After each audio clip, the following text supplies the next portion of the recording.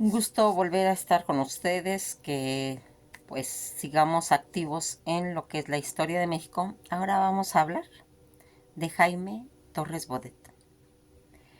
Él va a nacer en la Ciudad de México un día 17 de abril de 1902 y va a morir en la Ciudad de México el día 13 de mayo de 1974, quien escribió con los seudónimos Celuloide, Sube y Baja y Marcial Rojas. Este último seudónimo lo va a compartir con Bernal Ortiz de Montellano. Va a ser un escritor, ensayista, poeta, académico y funcionario mexicano. Eh, en la época del presidente Adolfo López Mateos, que va a ser pues esa trayectoria a través de la historia, pertenece al grupo de los contemporáneos. Fue director general del UNESCO en 1948 a 1952, reconocido por su trabajo en cuestiones de alfabetización y por haber implementado una política en relaciones exteriores al inicio de la Guerra Fría.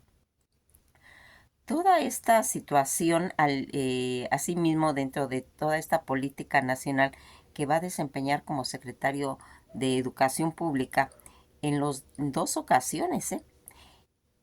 y de secretario de Relaciones Exteriores, tras de 17 años de lucha contra el cáncer, se va a suicidar en 1974. Toda esta situación en los primeros años, él va a ser hijo de Alejandro Lorenzo Torres Girbet, originario de Barcelona, España, y de doña Emilia Bodet Levallois, peruana, de origen francés, quien se conocieron en Perú y que van a emigrar ya casados a la Ciudad de México, que sería en el año de 1895, pues para buscar un mejor desarrollo para la empresa de don Alejandro, que organizaba y promovía obras de teatro y de ópera. Va a crecer en una casa pues acomodada, ilustrada en inicios del siglo XX, en la calle de Factor,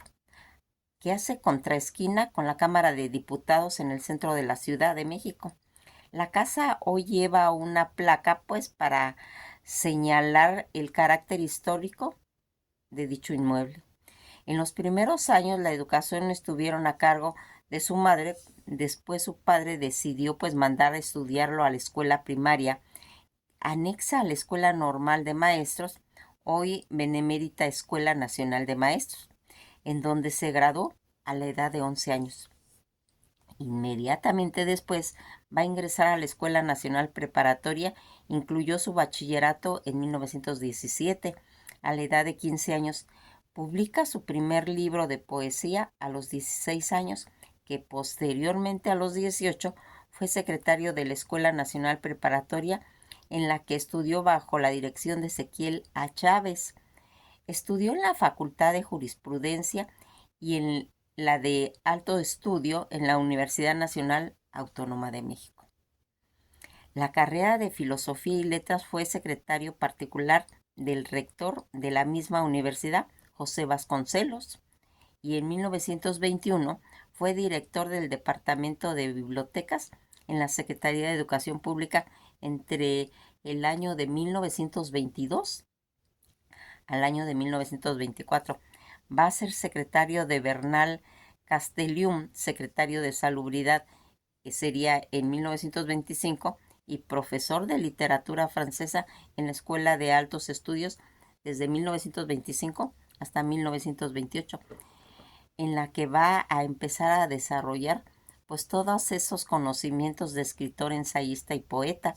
Las novelas y los relatos de Torres Bodet, que vienen en 7 volúmenes publicados desde 1927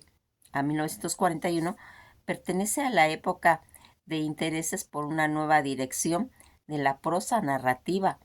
francesa y española, desde pues perspectivas actual,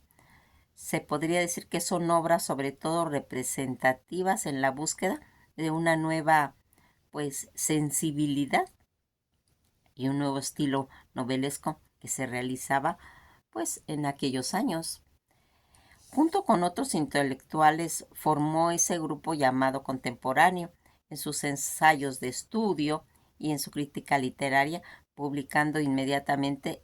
en su mayoría, en la revista que va a dar nombre al grupo y reunido desde luego alguno de ellos en un solo volumen, que sería en 1928.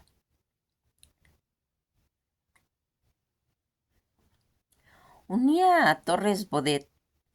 un conocimiento, se puede decir que pleno, en la que siempre renovando pues de letras antiguas y de letras modernas,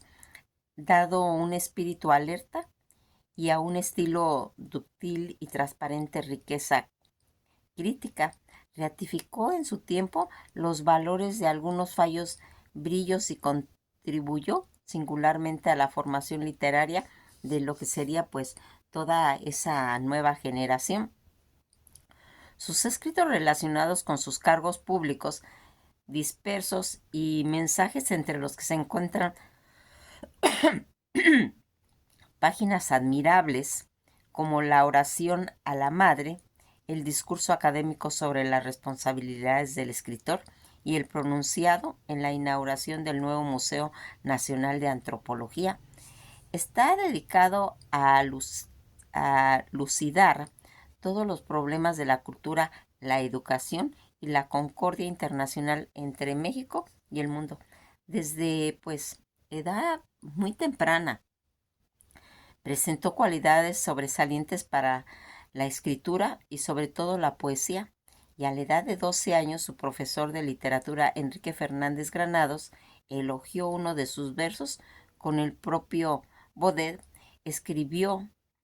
como la exaltación de un estado de alma decadentista en 1916, y con tan solo 14 años de edad publicó en el periódico El Pueblo su primer poema, Primavera, Noche de Cuna y sonetos para el año casi ya de 1917, publicó en la revista Pegaso, pero esta vez solo un poema titulado A través de la onda, ya que sus 17 años Bodet publica su primer libro titulado Poesía, Fervor, que sería en el año de 1918. Por estas fechas se vuelve amigo del poeta Carlos Pellicer y José Garostiza,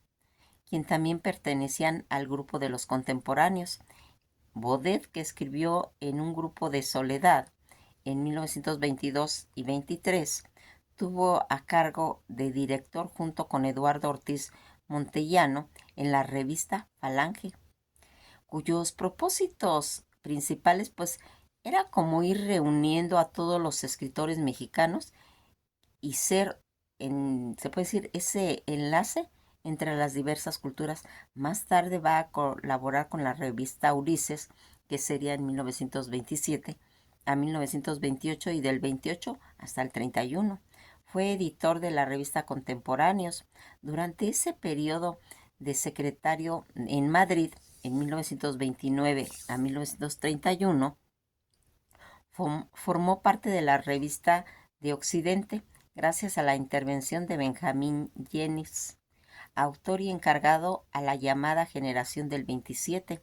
escritores con los que Torres Bodet pues se iba a ir relacionando estrechamente, pues su obra poética siguió floreciendo, y ya que en la década de 1960 había publicado 15 libros de poesía,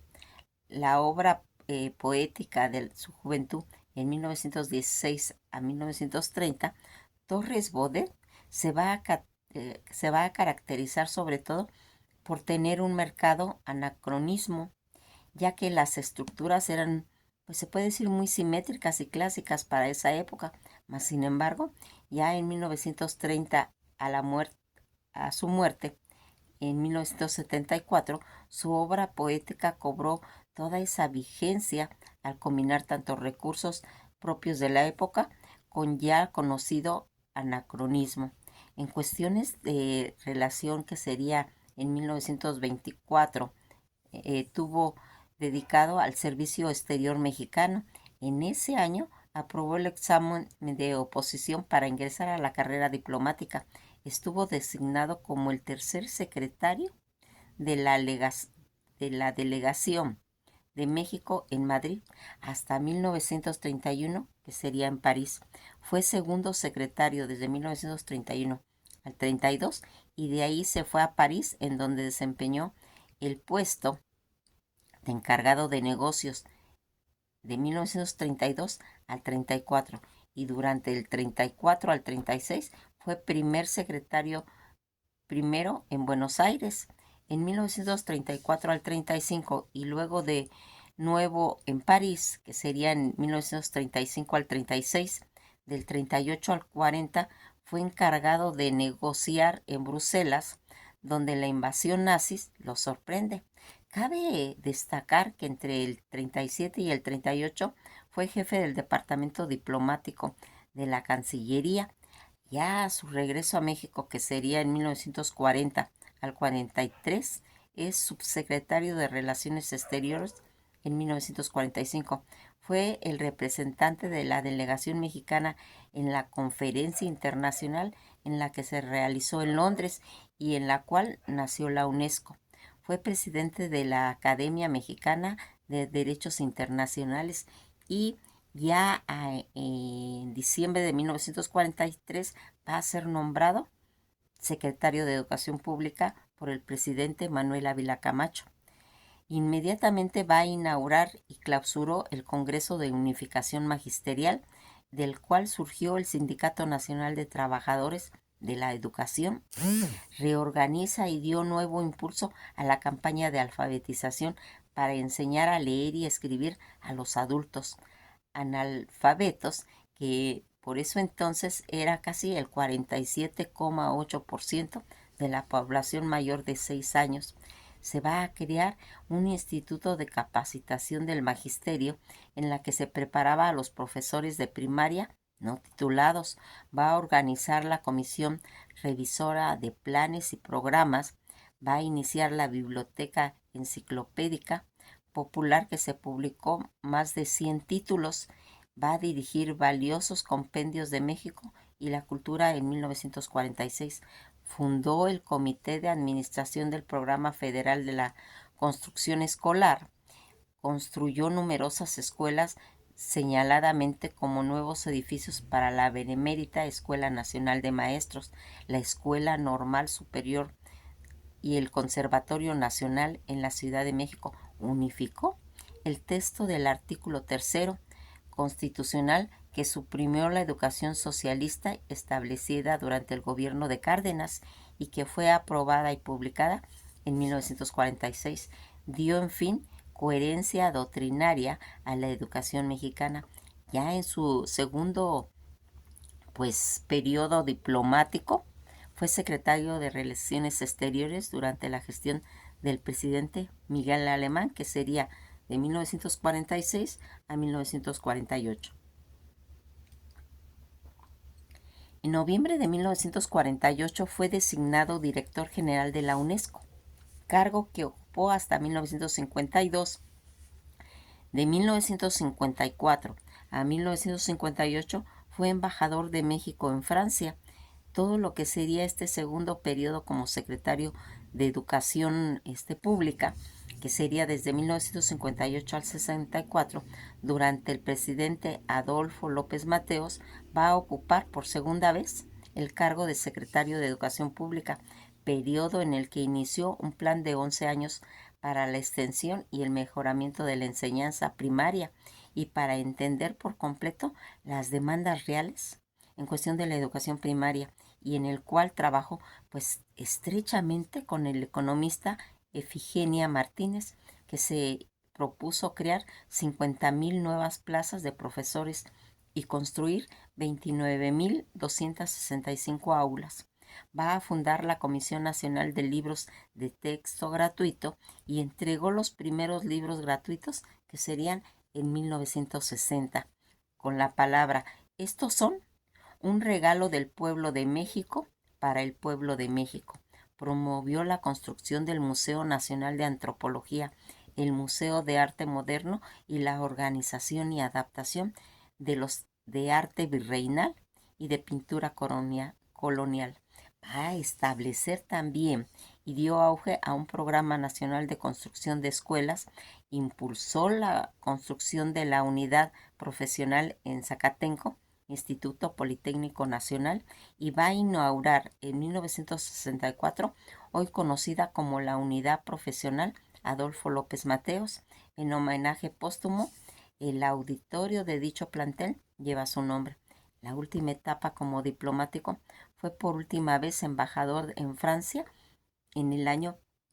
de 1970 a 1971, en la que recibió pues premio y reconocimiento. Torres Bodet va a ingresar a la Academia Mexicana de la Lengua como miembro número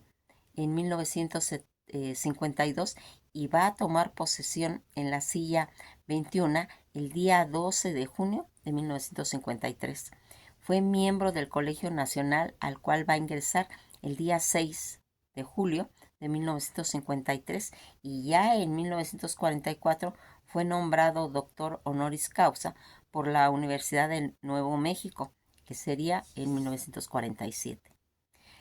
Por la Universidad del Sur de California en 1951 y por la Universidad Nacional Autónoma de México en 1963, por la Universidad Autónoma de Sinaloa y también por la Universidad de Burdeos en Bruselas, en La Habana, en Lima, Illinois, Mérida y en París. En 1966 va a recibir el Premio Nacional de Ciencias y Artes en el área de la literatura y la lingüística de México. En 1971 va a recibir la medalla Belisario Domínguez del Senado de la República y muchos otros honores de la institución nacional y en el extranjero. Y de acuerdo con Octavio Paz, el escritor y el hombre publicó, merece un conocimiento más profundo y una consagración más amplia y generosa de Torres Bodet. Su obra y su persona son parte imprescindible de la literatura y de la historia moderna en México. En el fallecimiento que está su sepulcro de Jaime Torres Bodet en la rotonda de personas ilustres.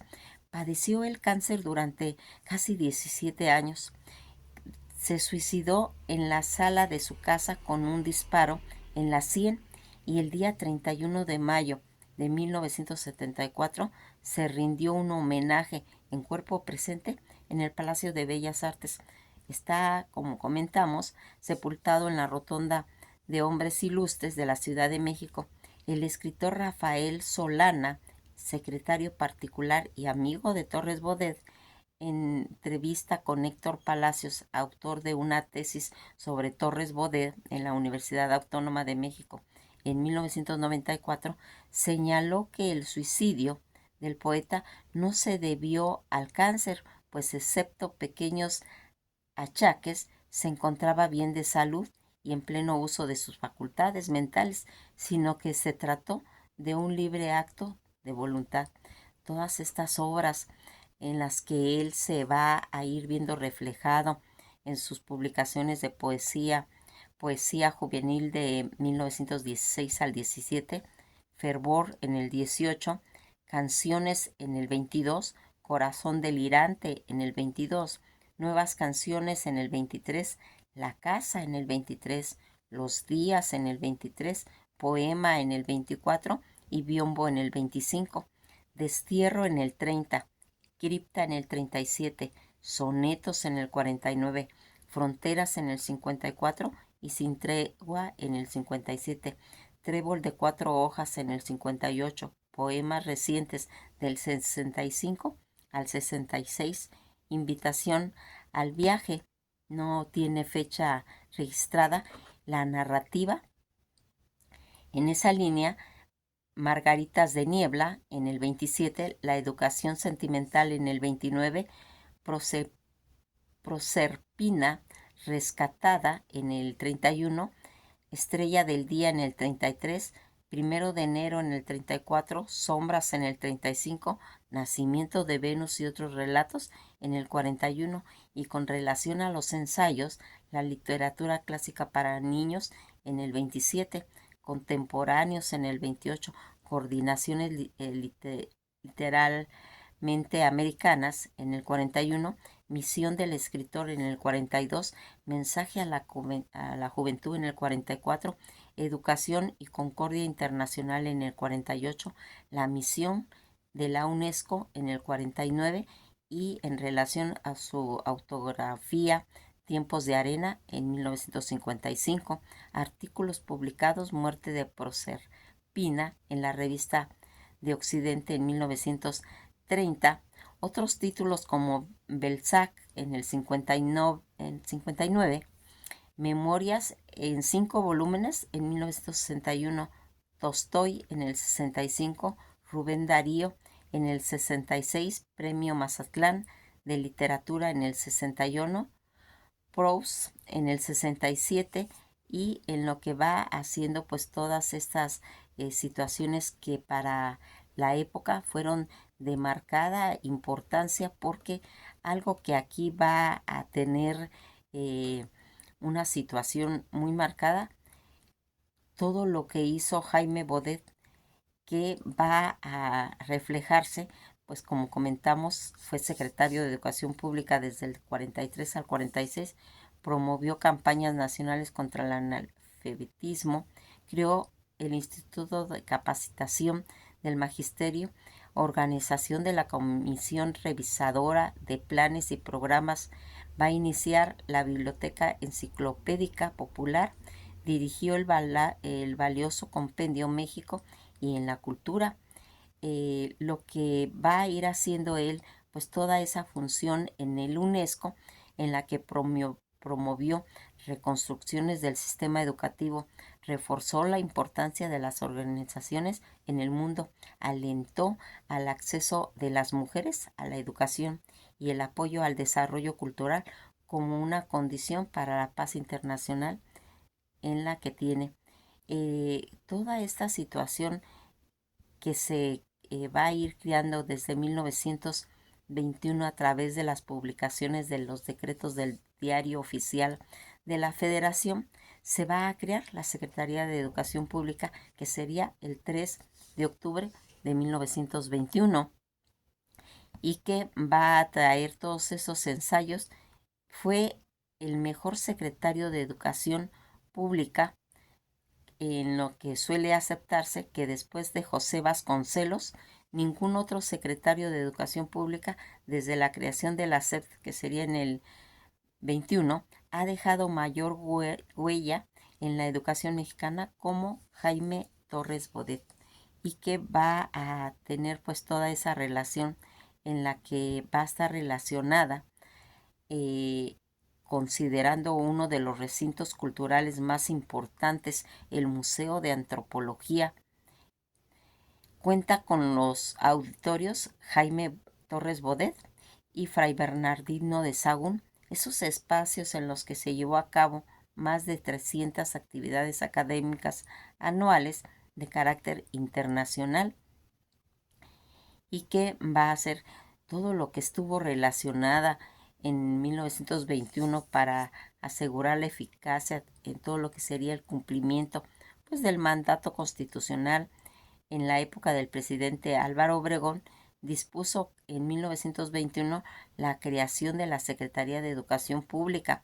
cuyo primer secretario, como comentamos, fue José Vasconcelos, quien desde la Secretaría encabezó la primera y gran campaña de educación y la cultura, en la que se va a ir marcando y que va a tener toda esta proyección, en la que va a ser pues algo tan importante para ir destacando las funciones de este secretario de Educación Pública, de el enfoque tan severo en relación a que tanto se desapareciera en su totalidad todo lo que fuera el analfabetismo, y que va a abrir todos esos puentes de comunicación, esos canales y toda esa ingeniería de educación relacionada para la gente mayor y preparación para todos los maestros, dándoles esa terminación para todo aquel que no fuera titulado.